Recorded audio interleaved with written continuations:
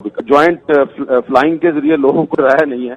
पता नहीं वो इंडिया को डरा रहे हैं या अपने आप को डरा रहे हैं, मुझे नहीं पता, लेकिन ये बहुत खौफनाक। ये बता रहा हूँ कि ये कामरा एयरबेस और मोटरवे के करीब से ये जहाज जो है विमान उड़े और इस्लामाबाद से 2-3 चक्कर लगा के ये कश्मीर की तरफ चले गए, क्योंकि ये मुल्क किसी के बाप का नहीं है। बिस्मिल्लाहिर्रहमानिर्रहीम, अस्सलाम वालेकुम नाज़रीन, इरफान हाशमी आपको अपने शो में लंदन से खुशामदीद कहता हूं। व्यूअर्स, बात बहुत आगे निकल गई है और अब वो 5th जनरेशन वॉर जो पाकिस्तान पर मुसल्लत की गई थी, अब उसकी प्रॉक्सी वॉर लड़ी जा रही है। पहले जब गोलियों में दम नहीं रहा, हौसले कमजोर थे, जब दुश्मन ने यह देखा कि बंदूकों से, टैंकों से, मिसाइल्स हमलों से और अपने अभिनंदन जैसों से इस कौम को जेर नहीं किया जा सकता, तो उन्होंने 5th जनरेशन वॉर का आगाज किया। और इस 5th जनरेशन वॉर में जब उन्हें मुंह की खानी पड़ी, जब वो वेबसाइट्स पूरी दुनिया पर आया हो गई कि ये भारत पाकिस्तान के खिलाफ किस किस्म के काम कर रहा है और कौन कौन सी वेबसाइट्स हैं जो पाकिस्तान के इमेज को नुकसान पहुंचा रही हैं, वहां पर हार होती है, जग हसाई होती है, तो फिर एक प्रॉक्सी वॉर लड़ने की तैयारी की जाती है। और इस बार जो इंतखाब किया गया है पाकिस्तान के अंदर सो कॉल्ड सोशल एक्टिविस्ट का किया गया है, पाकिस्तान के अंदर उन सहाफियों का किया गया है जो इस वॉर का हिस्सा हैं। और अब 5th जनरेशन वॉर पाकिस्तान के अंदर प्रॉक्सी वॉर की शक्ल इख्तियार कर गई है। पाकिस्तान के अंदर कुछ वाकयात हुए, हामिद मीर पर भी हमला हुआ, अब सारा आलम पर भी हमला हुआ और अब असद तूर, मैं इस शख्स को नहीं जानता, मैंने लोगों की ट्वीट्स के अंदर जरूर नाम सुना। और फिर एक वीडियो आई, एक टेलीविजन पर चलाई जाती है, 3 अफराद वहां से निकल रहे हैं। वाकई की इंक्वायरी जरूर होनी चाहिए ताकि वो लोग जो पाकिस्तान के इदारों के खिलाफ बात करते हैं उन्हें बताया जा सके। जिस तरह आर्मी चीफ ने भी कहा हामिद मीर साहब को कि आप पर किसने हमला किया, कौम को बताएं कि आप पर किसने हमला किया। लेकिन ये किस तरह बताएंगे, सबूत मौजूद नहीं है कि कौम को किस मुंह से ये बताएंगे कि इन पर किसने हमला किया। जो मर्जी कह लेते, लेकिन आपके इख्तलाफात किसी एक शख्स से जरूर हो सकते हैं, किसी एक जनरल से जरूर हो सकते हैं, पॉलिसी से जरूर हो सकता है। आप उसे सहाफत यानी जो वैल्यूज हैं उस पर रखकर तोलें। लेकिन इस तरह अगर आप ये कहें कि हम तुम्हें तुम्हारे घर की बातें बताएंगे और तुम्हारे टैंकों में शायद जंग लग गया है इसलिए तुम भारत से दोस्ती की बात करते हो, इस खित्ते के अंदर अगर अमन नहीं होगा तो पाकिस्तान तरक्की नहीं कर सकता। तारीख गवाह है कि जब जब जंग हुई है, जिस जिस मुल्क के अंदर जंग हुई है, वहां पर खुशहाली नहीं आई। आज वो अमेरिका जो दुनिया के हर खित्ते में जंग करने के लिए गया ताकि उसका जो असला है वो बिक सके, आज वो भी ये बात मानने पर मजबूर हो गया कि हमने अफगानिस्तान से निकलना है, जंग का खात्मा करना है और फिर इस बुनियाद को जो सदूर हैं उनके अपने इलेक्शन कैंपेन में इस्तेमाल करते रहे। तो ये साबित हुआ, वक्त ने और तारीख ने साबित किया कि जंग किसी मसले का हल नहीं है। लेकिन ये कहना कि हमारे टैंकों को जंग लग गया है और हमारे जज्बे कमजोर हो गए हैं, शायद हामिद मीर साहब आपने रेड लाइन जो है वो क्रॉस कर दी है। और इस रेड लाइन क्रॉस करने के बाद पाकिस्तान की आवाम आपका मुकम्मल बाइकआउट करेगी, आपके प्रोग्राम्स का बाइकआउट करेगी, क्योंकि आपने दुश्मन की जुबान बोलना शुरू कर दी है। व्यूअर्स, प्रोग्राम में आगे बढ़ने से पहले मैं आपको वो क्लिप दिखाना चाहता हूं जो हामिद मीर ने भारतीय मीडिया को दिया, यानी भारतीय मीडिया से बात कर रहे हैं और ये जिक्र कर रहे हैं उन F-16 की तैयारी का जो पाकिस्तान की जो फजाइया है वो कर रही थी। इन्होंने भारतीय मीडिया को क्या बयान दिया, खुद मुलाहिजा कीजिए कि किस तरह कौमी राजों को इस तरह बेचा जा रहा है, कौमी राजों से पर्दा उठाया जा रहा है और कहा जाता है कि मुझे नहीं मालूम कि ये जहाज किसको डरा रहे थे, दुश्मन को डरा रहे थे। क्या ये ऐसा बयान इन्हें देना चाहिए था? आप खुद फैसला कीजिए। अजहर सदीक साहब हमारे साथ पाकिस्तान से मौजूद हैं। सदीक साहब, आपने भी देखा, पूरी कौम ने देखा कि एक शख्स सहाफत के लिबादे में, मैं क्योंकि सहाफत तो सर वो कर रहे हैं, जैसी भी सहाफत है, अच्छी है बुरी है, सहाफत हो रही है। और सबसे खतरनाक बात है कि ये सहाफत मुल्क और कौम के लिए नहीं है। हमने अभी वो क्लिप भी चलाया जिसमें F-16 तैयारे परवाज भरते हैं और बाकायदा यही शख्सियत है जो कौमी राजों को दुश्मन टीवी पर बैठकर बता रहे थे। अब मुझे ये समझा दें कि क्या जवाब देना बनता है। और ऐसे लोग जो रियासत के खिलाफ बोलते हैं, यहां पे मसला सदीक साहब एक जनरल का नहीं है, किसी एक सिपाही का नहीं है, बल्कि यहां पर मसला है पाकिस्तान की सरहदों का। कौन से ऐसे कलम होगा जो पाकिस्तान के खिलाफ लिखे और ये कहे कि जनाब हम मुल्क और कौम की खिदमत कर रहे हैं।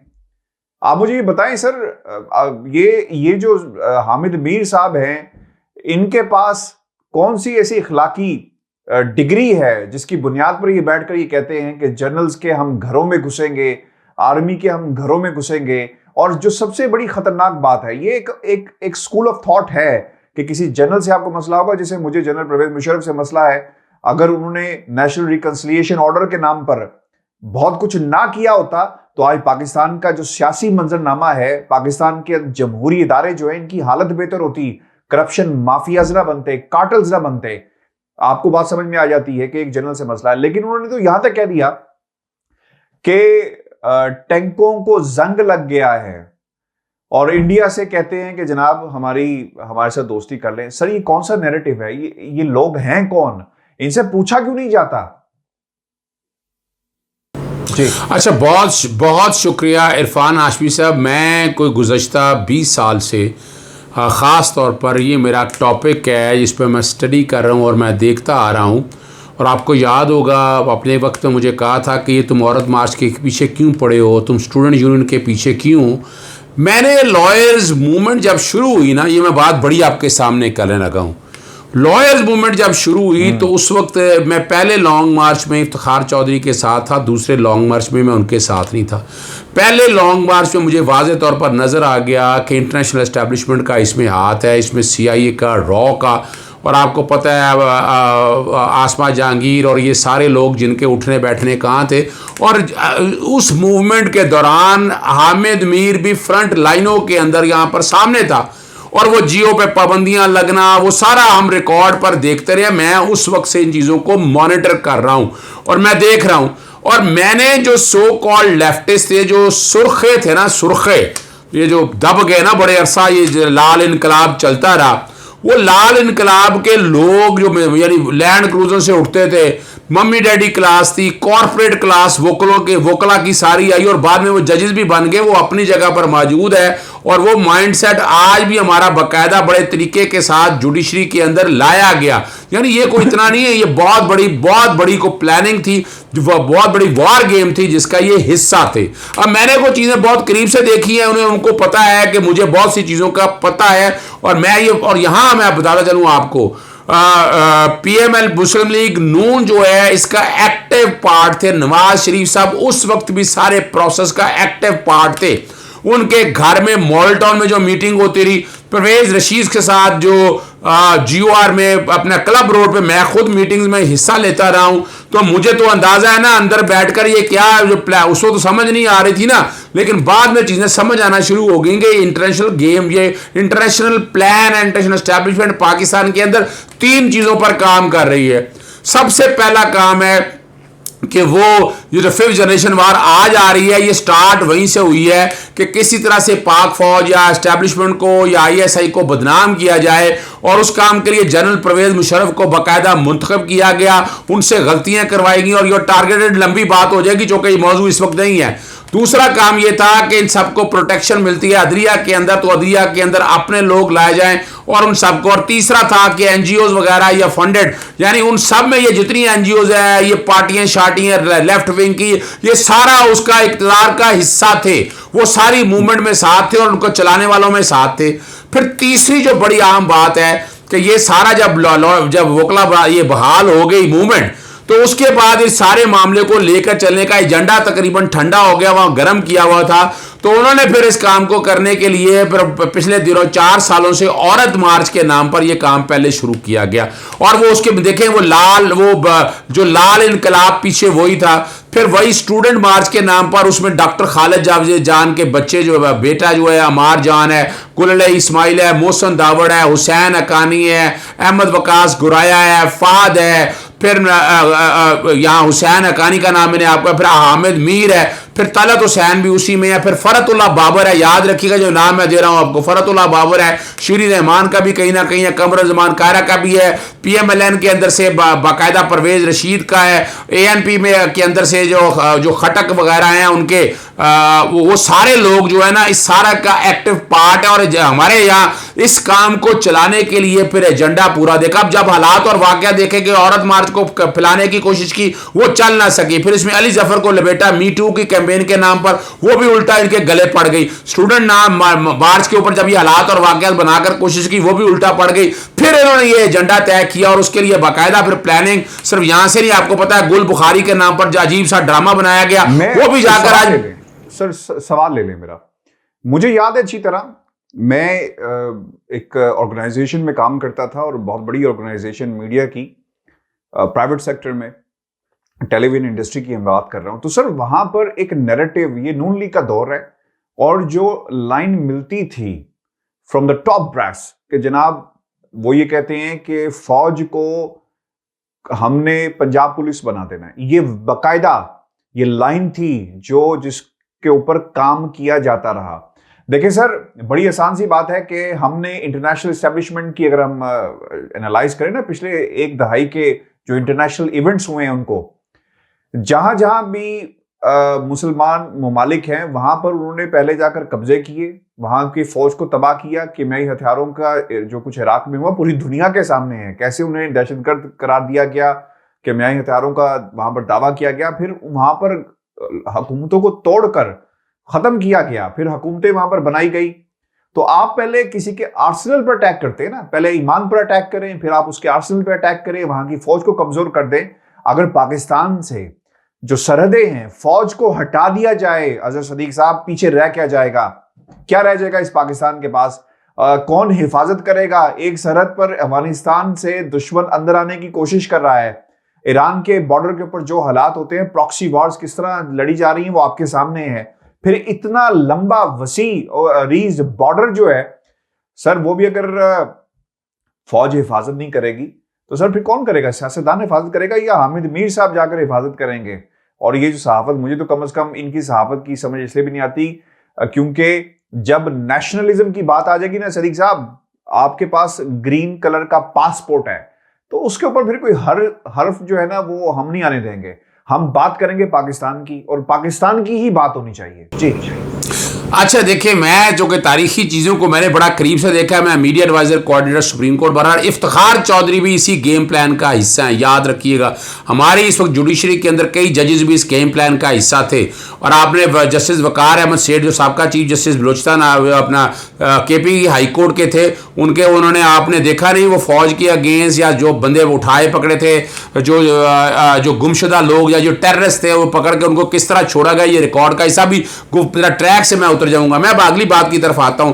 ये जो मामला है ना, ये बुनियादी तौर पर एक याद रखिएगा, गजवा हिंद यहां होना है और फौज का ये जो माइनस करना चाहते हैं या एस्टैब्लिशमेंट में, ये माइनस नहीं हो सकती, ये खाम ख्याली है उनका एजेंडा सिर्फ यही है। और ये जो आपने बात की है ना कि बाकायदा मैनेज करके ये किया गया और पुलिस बनाने की कोशिश की, उसमें फिर आसफ जरदारी भी इस गेम प्लान का हिस्सा थे। बाकायदा ISI को इंटीरियर मिनिस्ट्री के नीचे करने की कोशिश की। ये रिकॉर्ड की चीजें मौजूद है और जो फ्रंट लाइनर थे, जो आइडियाज देने वाले थे, वो हामिद मीर ही थे। जहां जो कि हामिद मीर को मैंने उन मीटिंग्स में देखा हुआ है, उन मीटिंग में बैठ के जिस तरह की वो बातें करते थे, नजर आ रहा था।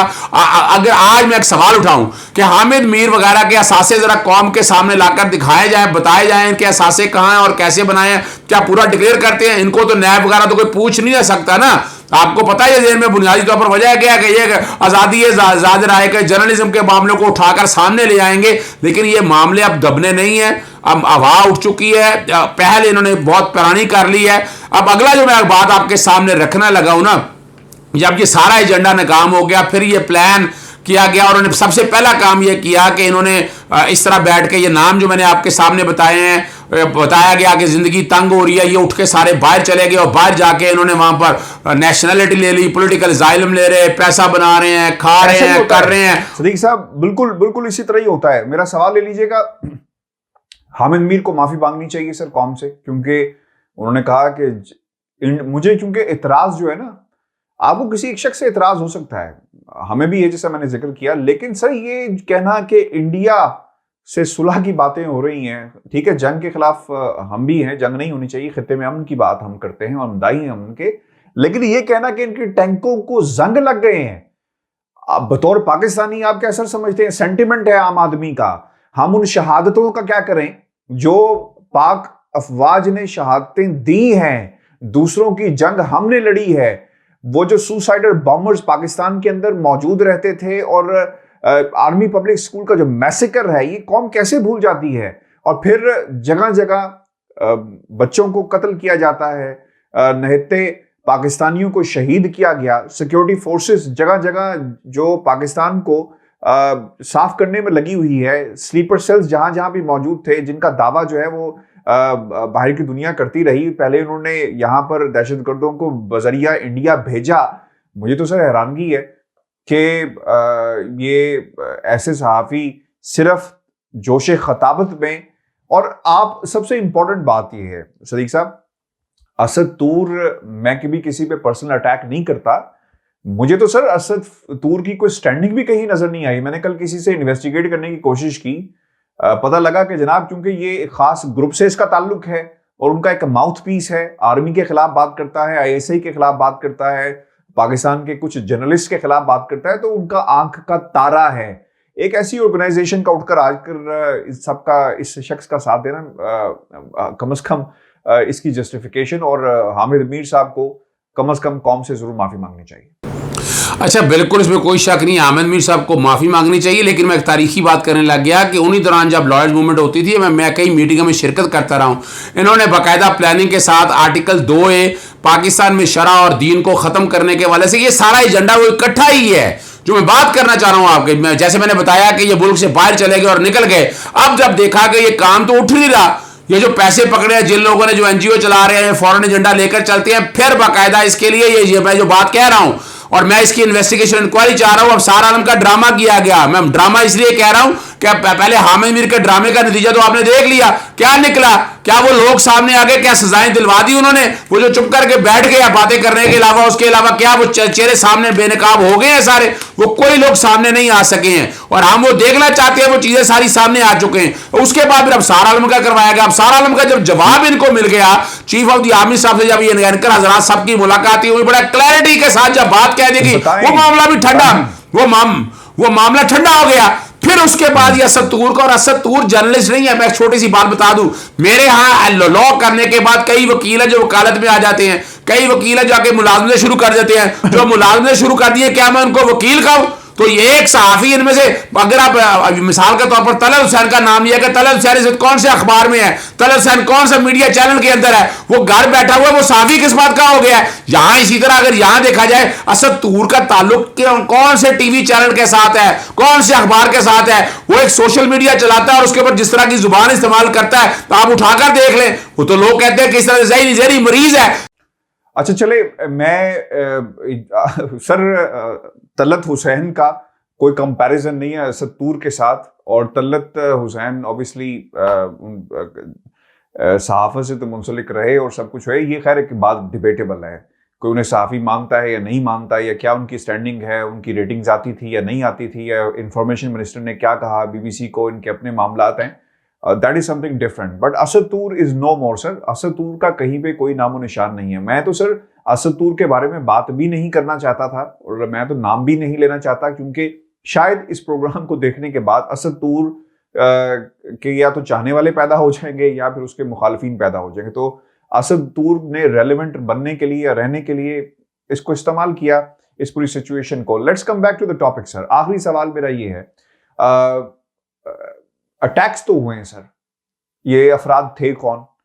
ये शख्स जिसका आप नाम ले रहे हैं, और मैं तो अब नाम भी नहीं कभी लूंगा, इसका अब सारा आलम उन्होंने रिकॉर्ड पे मौजूद है, उन्होंने कहा कि मैं सहाफत को छोड़ रहा हूं, और फिर हामिद मीर। सर अटैक्स तो हुए हैं, इसकी तो इंडिपेंडेंट इंक्वायरी होनी चाहिए। अच्छा, इसी तरह होनी चाहिए, क्या कहें? अच्छा देखें, हम भी डिमांड कर रहे हैं इंक्वायरी हो, भाई एक आम आदमी की तरह जाकर इंक्वायरी करें। ये फिर वो कहता हूं कोई वर्किंग जर्नलिस्ट काम करते हुए किसी ने कहा, फिर तो बात और है।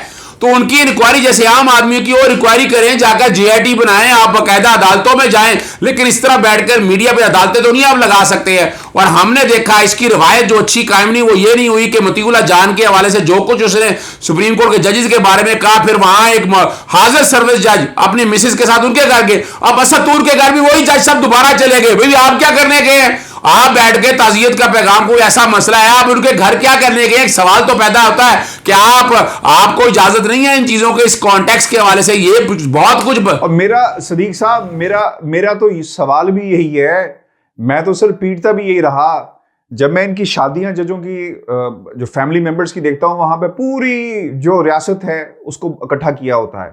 फिर मसला यहीं से तो शुरू होता है कि आपने जब फैसले करने हैं तो आपके सर फैसलों पर तो कहीं ना कहीं किसी ना किसी कबीले की छाप नजर आएगी ना। आप रोक दें, आप लोगों से मिलना कम कर दें, वो इसलिए तो सर कोड ऑफ कंडक्ट मौजूद है कि जनाब आप लोगों से नहीं मिलेंगे। और ये मैंने नहीं बनाया, ये पाकिस्तान का आइन और कानून कहता है कि आपने कोड ऑफ कंडक्ट को फॉलो करना है। तो सर बिल्कुल आपने सही कहा कि क्यों गई जस्टिस काजी फैज ईसा की अहलिया असदूर से मिलने के लिए। और हमें समझना पड़ेगा कि पाकिस्तान के अंदर 5th जनरेशन वॉर, जिसका जिक्र बहुत पहले से कई सालों से किया जा रहा है, अब उसकी प्रॉक्सी वॉर लड़ी जा रही है। प्रॉक्सी वॉर इस तरह लड़ी जा रही है सदीक साहब, सर मुझे बात मुकम्मल कर लें दें। प्रॉक्सी वॉर इस तरह लड़ी जा रही है कि 5th जनरेशन वॉर सर दुश्मन मुल्क ने शुरू की कि ऐसी वेबसाइट्स बनाई जाए जहां पे लोगों को बहकाया जाए, पाकिस्तान का इमेज खराब किया जाए। अब हो ये रहा है प्रॉक्सी वॉर्स के अंदर ये होता है कि आपकी जंग कोई और लड़ेगा। तो भारत की जंग, इंटरनेशनल एस्टेब्लिशमेंट की जंग इस तरह लड़ी जा रही है कि हैंड पिक किए जा रहे हैं सहाफियों को, सोशल मीडिया एक्टिविस्टों को, कि वो बयानियां जो है प्रॉक्सी वॉर के जरिए, 5th जनरेशन प्रॉक्सी वॉर के जरिए आगे बढ़ाएं। अच्छा, ये बड़ी जबरदस्त बात है और है भी हकायक। ये मैं अब क्या करने लगा हूं, मैं जुडिशल कमीशन का मुतालबा कर रहा हूं, ये जो प्रॉक्सी वॉर है ये हुकूमत वक्त को जागना है। फवाद चौधरी साहब ने स्टीफन बर्गर के साथ जो इंटरव्यू किया उससे आगे लेकर चलें। ये जो 5th जनरेशन बार जो चला रहे हैं पीछे, जो इनके मुश्किल काम है, इनके व्हाट्सएप नंबर, इनके अपना मोबाइल नंबर, और इनका कहाँ उठना बैठना है, मिलना है, कहाँ बैठना है, ये सारी चीजें कोई मुश्किल नजर नहीं आ जाएगी। और तलत हुसैन जो बयानियां लेकर चल रहा है, असदूर और तलत हुसैन के बयानी में फर्क क्या है? यानी शिफा यूसुफजई के बारे में असदूर ने जो बातें की और बाकायदा जब उसने जवाब दिया और एफआईए में कंप्लेंट कर दी, इस्लामाबाद हाई कोर्ट ने उसका नोटिस सस्पेंड कर दिया। अब आर्टिकल 19 को मादर पितर आजादी की बात नहीं कर रहा है, सब्जेक्ट टू रीजनेबल रिस्ट्रिक्शन है और बाकायदा कमाल की बात है वो रेस्ट्रिक्शन की बात कर रहा है। और हम क्या प्रमोट कर रहे हैं उन चीजों को कि किसको तो रोक रहा है। पूरी मुझे ये बता दें कि जो ये सारी बातें हो रही हैं, क्या इंग्लैंड के अंदर इस तरह की बातों की इजाजत दी जा सकती है? क्या इस तरह की बातें पेंटागन में इजाजत दी जा सकती है? अमेरिका के अंदर बिल्कुल नहीं दी जा सकती है। यहां जो अमर बात है, जो अमर माने यहां आ रहा है कि हमने इनको डील बहुत ज्यादा दी हुई है, हमें इनका चेहरा, हमें जो इनका असल चेहरे हैं, इनकी सारी चीजें सामने आए, इंक्वायरी इन्वेस्टिगेशन करें, मेरिट पर लाकर जो मर्जी करें। लेकिन एक सवाल है कि क्या जो सहाफी बन रहा है वो सहाफी वाकई है? पहले उस सहाफी को अपनी जस्टिफिकेशन देगी कि वो सहाफत कर रहा है, वो वाकई। ठीक है सर, बहुत शुक्रिया अजहर सदीक साहब आपके वक्त का। व्यूअर्स, जब नेशनलिज्म मुल्क की बात आ जाएगी तो वहां पर सहाफत जो है वो ये नहीं कि आप कौमी राजों को दुनिया के सामने रखना शुरू कर दें। और वो लोग जो सहाफत के लिबादा ओढ़े हुए झूठ और प्रोपेगेंडा कर रहे हैं पाकिस्तान के इदारों के खिलाफ, हम उनका हिस्सा ना बनेंगे, उनको बेनकाब जरूर करेंगे, क्योंकि ये मुल्क किसी के बाप का नहीं है। कुर्बानियां हैं इस मुल्क को हासिल करने के पीछे। शायद इन लोगों को जिन्होंने हिजरत या जिन्होंने अपने बड़ों से ये कहानियां नहीं सुनी कि ये मुल्क किस मुश्किल से हासिल किया गया था, शायद इन लोगों के आबाओ अजदाद इस तरह शहीद नहीं हुए कि लाशों के नीचे कोई अगर एक बच्चा जिंदा रह गया तो उसका फ्यूचर और उसकी आने वाली नस्लों का फ्यूचर जो था उसके बड़ों ने इस वतन अजीज पर कुर्बान करके उसे सिक्योर किया है। तो ये इस ख्याल है जो हमें आगे बढ़ाना है। इस वीडियो को शेयर जरूर कीजिएगा ताकि पता चल सके ये काली भेड़ें जो प्रॉक्सी वॉर लड़ रही हैं पाकिस्तान के अंदर, पूरी दुनिया को पता चलना चाहिए कि ये लोग कौन हैं और मुल्क को, वतन अजीज को किस तरह, कहां कहां ये कमजोर कर रहे हैं। मुझे इजाजत दीजिए, अल्लाह ने।